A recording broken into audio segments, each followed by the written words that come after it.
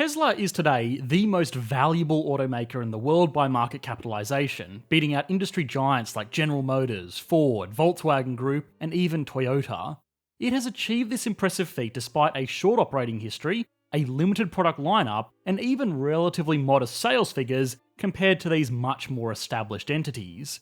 In spite of all of these indicators though, investors are willing to pay more than 5 times as much for the same stake in Tesla as compared with more traditional automakers. So what is going on here? What do investors see in Tesla that a rational person might not?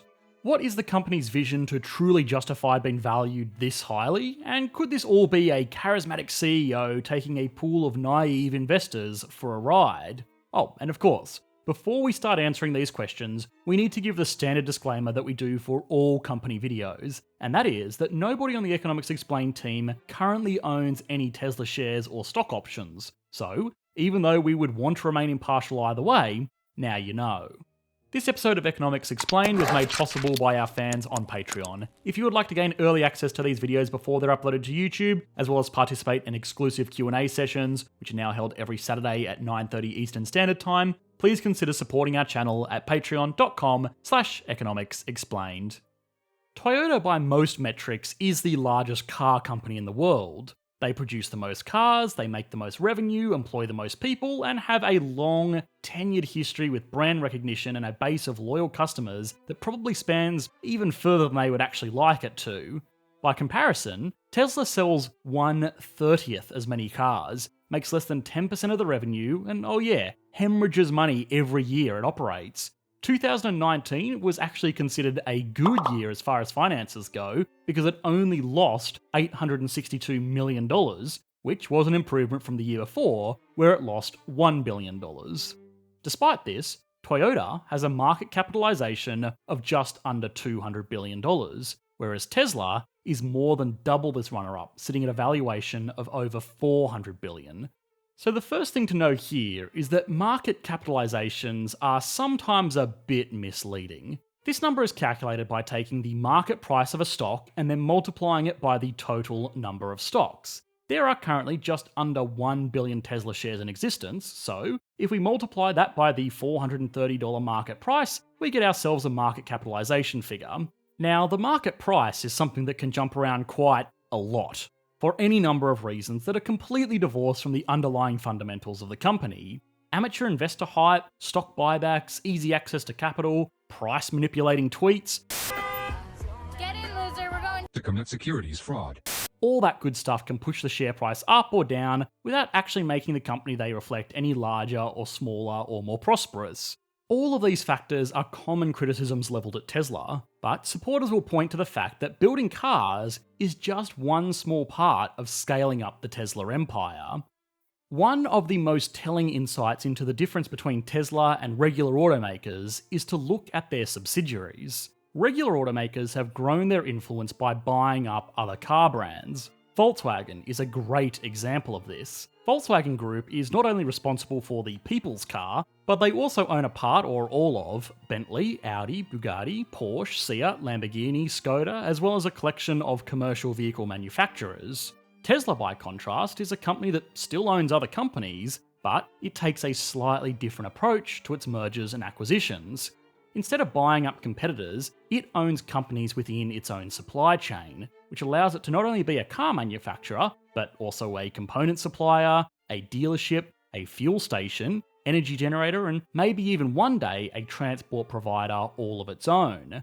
Now, these two different approaches all hope to achieve the same two things: increase revenue and decrease costs, which results in increased profits. Business 101, right? But here's how they do it.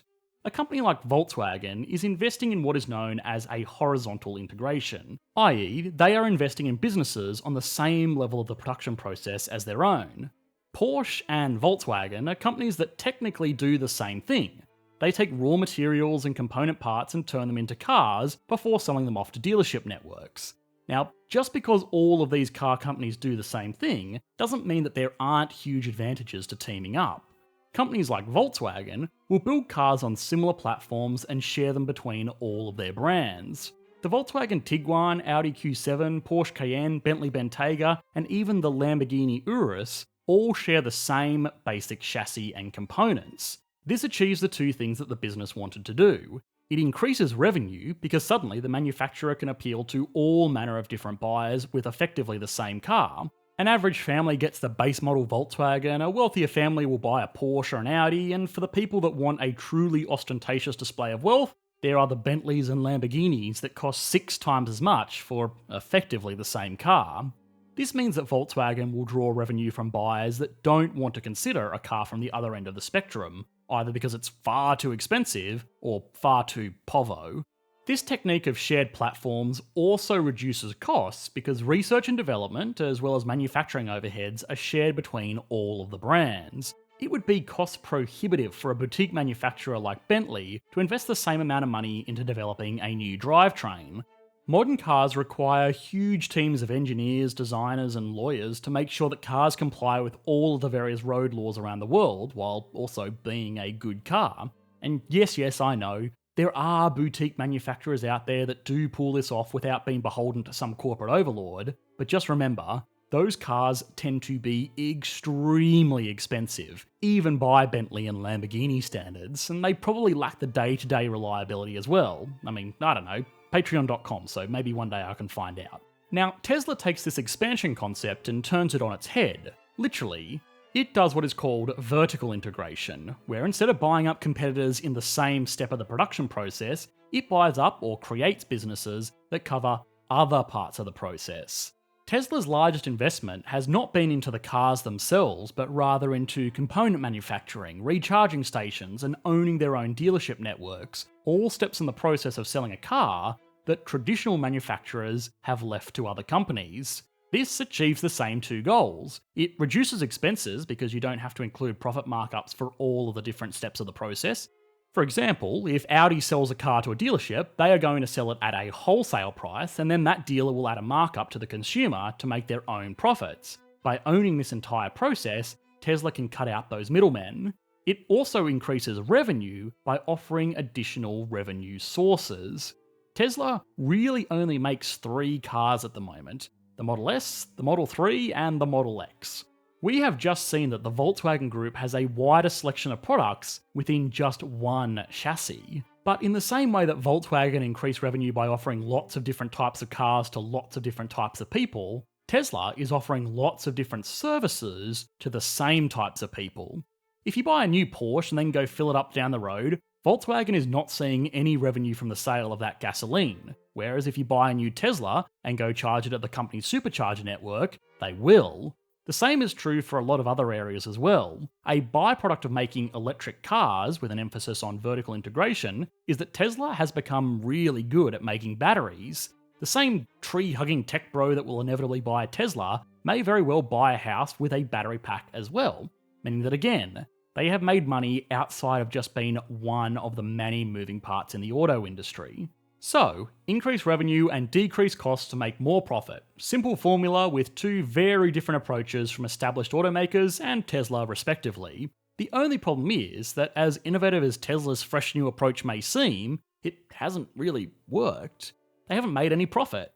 To the contrary, they are losing money. But maybe that's okay, because they haven't yet achieved the magic solution to all business woes: economies of scale.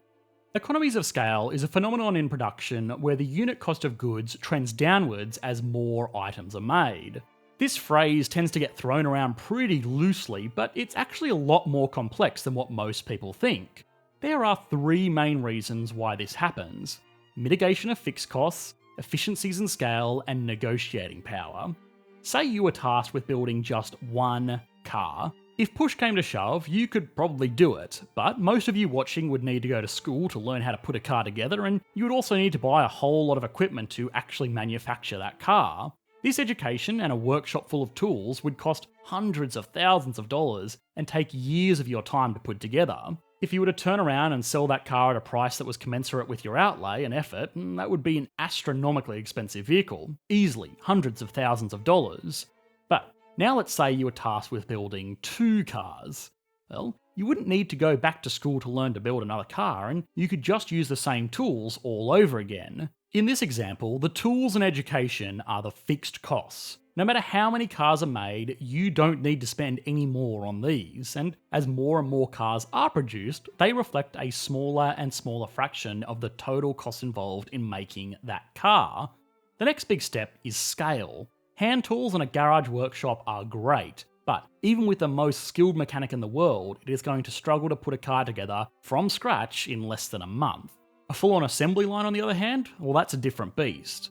Now tasks can be broken down into very easy, very repetitive actions that might not require an education at all. What's more is if they do exactly the same thing day in and day out, you get very, very good at it, inherently making production much more efficient.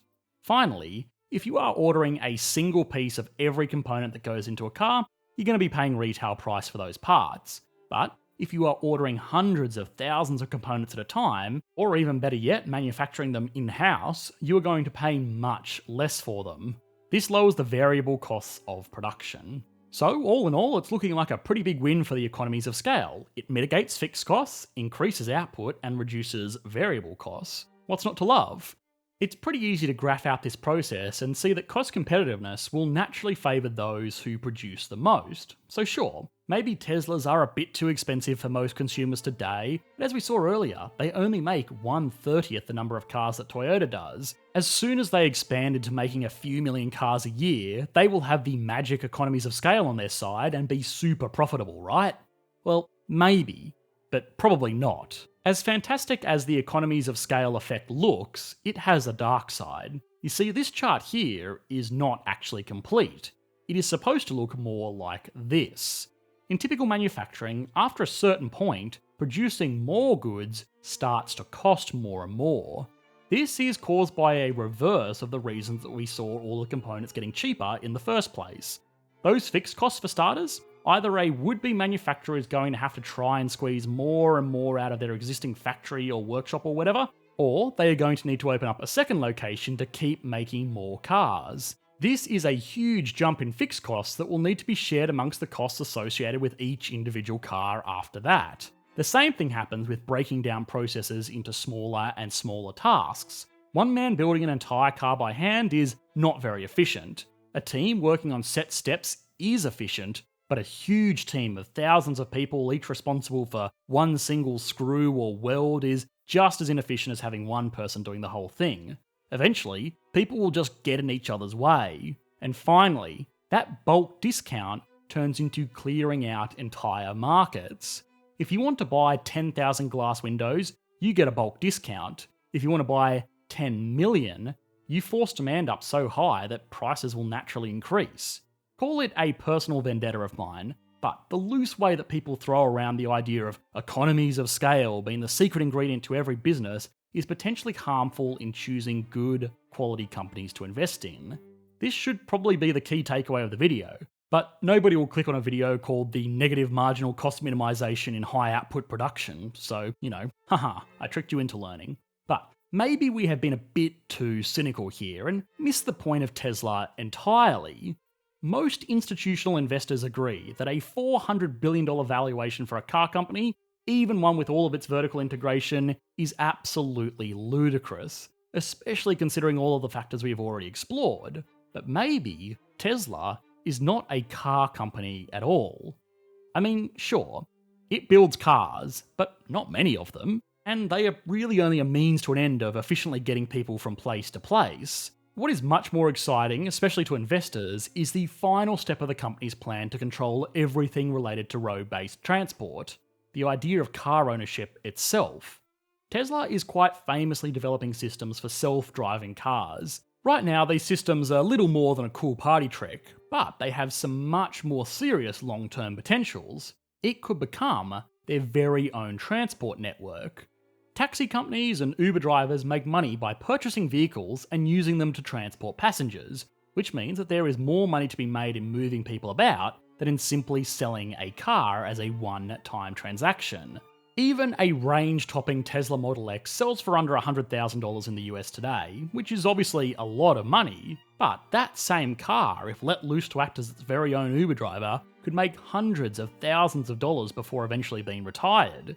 Elon Musk has already spoken quite freely about a future where nobody owns a car, which would be very unusual rhetoric for a car company CEO had it not been for this more holistic approach to a transport solution. Now, what investors hope this means is that Tesla is more of a tech company that just so happens to make cars, rather than a car company that just has some cool tech.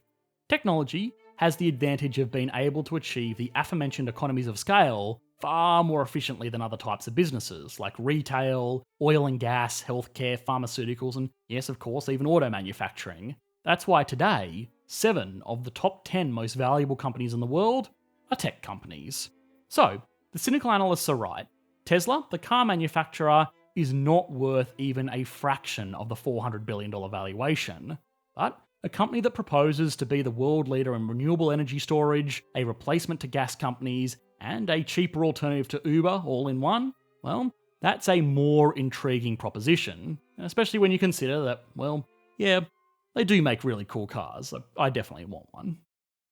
Hi guys, I hope you enjoyed the latest video. If you did, please consider liking and subscribing. This video is made possible by our patrons over on Patreon, so if you enjoy these videos, please consider supporting the channel like these awesome people did. Thanks guys, bye.